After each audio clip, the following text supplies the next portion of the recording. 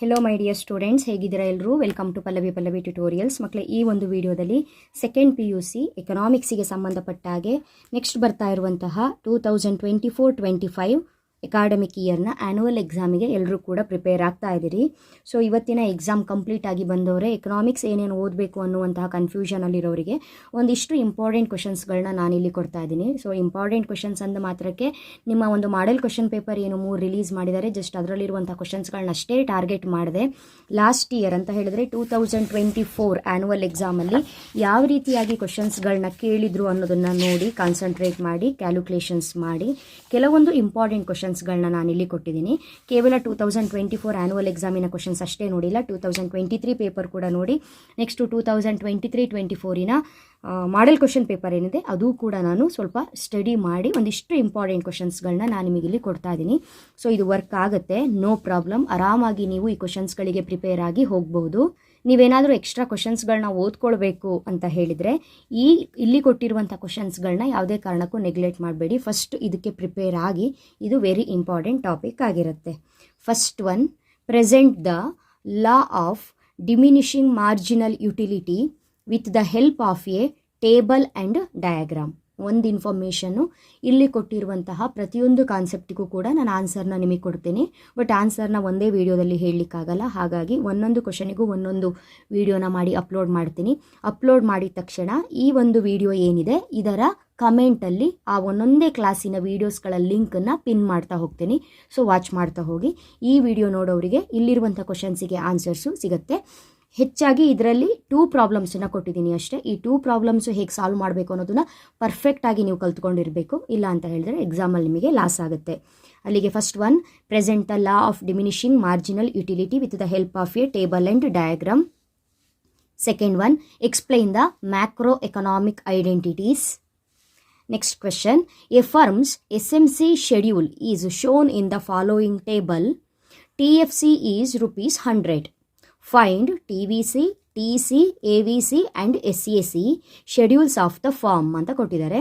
So quantity SMC ಕೊಟ್ಟಿದ್ದಾರೆ, 0, 1, 2, 3, 4, 5, 6 ಕೊಟ್ಟಿದ್ದಾರೆ. Next SMC 0ಗೆ ಏನೂ ಇಲ್ಲ, ನಿಲ್ಲಿರುತ್ತೆ. 400, 200, 100, 200, 400, 700. ಸೊ ಈ ಒಂದು ಇನ್ಫಾರ್ಮೇಷನ್ನ ಇಟ್ಕೊಂಡು ನೀವೇನು ಮಾಡಬೇಕು, ಕ್ಯಾಲ್ಕುಲೇಟ್ ಮಾಡಬೇಕು. ಏನೇನು total variable cost, total cost, average variable cost, next average ಕಾಸ್ಟನ್ನು ನೀವು ಕ್ಯಾಲ್ಕುಲೇಟ್ ಮಾಡಬೇಕು. ಸೊ ಹೇಗೆ ಕ್ಯಾಲ್ಕುಲೇಟ್ ಮಾಡಬೇಕು ಅನ್ನೋದನ್ನು ಆಲ್ರೆಡಿ ಸಾಕಷ್ಟು ವೀಡಿಯೋಸ್ಗಳನ್ನ ಅಪ್ಲೋಡ್ ಮಾಡಿದ್ದೀನಿ. ಸೊ ನಿಮ್ಮ ಎಕ್ಸಾಮ್ ಪಾಯಿಂಟ್ ಆಫ್ ವ್ಯೂವಿಂದ ಇನ್ನೊಂದು ವೀಡಿಯೋನ ಅಪ್ಲೋಡ್ ಮಾಡ್ತೀನಿ. Next one of the most important topic ಅಂತ ಹೇಳಿದ್ರೆ ಅದು question number 4. Very very very important.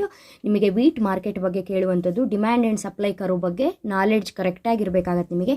ಈ ಕಾನ್ಸೆಪ್ಟನ್ನು ನಾನು ಕನ್ನಡ ಮೀಡಿಯಮ್ ಅವರಿಗೆ ಕ್ಲಾಸ್ ಮಾಡಿ ಹಾಕಿದ್ದೀನಿ. ನೀಗೊಂದ್ಸಲ ವೀಡಿಯೋನ ಅಪ್ಲೋಡ್ ಮಾಡ್ತೀನಿ ಮಕ್ಕಳೇ, ಯಾವ ರೀತಿಯಾಗಿ ಪ್ರಾಬ್ಲಮ್ನ ಸಾಲ್ವ್ ಮಾಡಬೇಕು ಅಂತ. Suppose the demand and supply curve of wheat are given by quantity of demand 250 minus P and quantity of supply 150 plus P ಇದ್ರೆ find the equilibrium price. First equilibrium ಪ್ರೈಸ್ನ ಫೈಂಡ್ ಔಟ್ ಮಾಡಬೇಕು. Then ಆ equilibrium ಪ್ರೈಸ್ನ ಇಟ್ಕೊಂಡು same equal ಆಗಿ demand and ಸಪ್ಲೈನ find out ಮಾಡಬೇಕು. ಅದನ್ನು ಅಮೌಂಟನ್ನ ಏನು ಈಕ್ವಿಲಿಬ್ರಿಯಂ ಪ್ರೈಸ್ನ ಫೈಂಡ್ ಔಟ್ ಮಾಡಿರ್ತೀವಿ ಅದರಿಂದ ಒಂದು 10 ರೂಪೀಸ್ ಕಡಿಮೆ ಮಾಡಿಕೊಂಡು ಲೆಸ್ ದ್ಯಾನು ಮತ್ತು ಗ್ರೇಟರ್ ದ್ಯಾನು 10 ರೂಪಾಯಿ ಜಾಸ್ತಿ ಮಾಡಿಕೊಂಡು ಪ್ರಾಬ್ಲಮ್ನ ಸಾಲ್ವ್ ಮಾಡುವಂಥದ್ದು ಈಸಿಯಾಗಿ ಹೇಳ್ಕೊಡ್ತೀನಿ. ನೆಕ್ಸ್ಟ್ ವೀಡಿಯೋಸ್ಗಳನ್ನ ವಾಚ್ ಮಾಡ್ತಾ ಇರಿ. Find the equilibrium quantity of demand and supply. Find the quantity of demand and supply when P is greater than equilibrium price. Find the quantity of demand and supply when the P is lesser than the equilibrium price. Very important topic ಇದು, ಕರೆಕ್ಟಾಗಿ ನೋಡ್ಕೊಳ್ಬೇಕು. Next, explain the changes in taxes with the help of A diagram.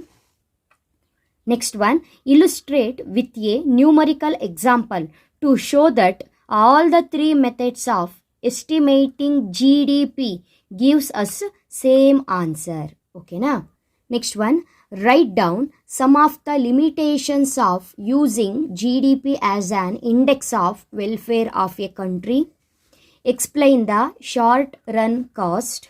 Explain the features of indifference curves with the help of diagrams.